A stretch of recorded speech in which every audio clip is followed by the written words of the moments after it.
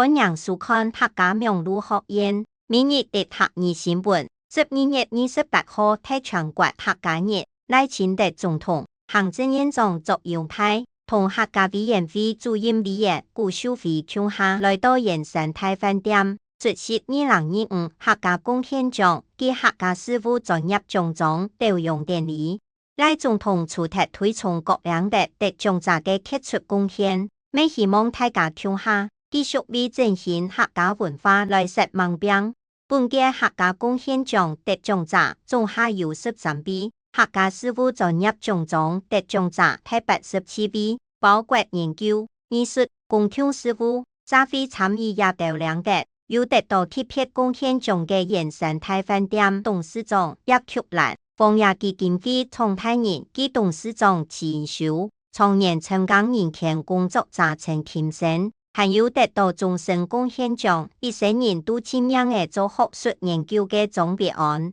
同推動巴西同全球客家事務嘅總幹事。以上係客家名錄學院嘅報道。接下來要教大家今本日嘅每日一客語就係貢獻，感謝大家為到客家文化付出嘅貢獻，感謝大家為到客家文化付出嘅貢獻。唔學為盲，下一拜章來了。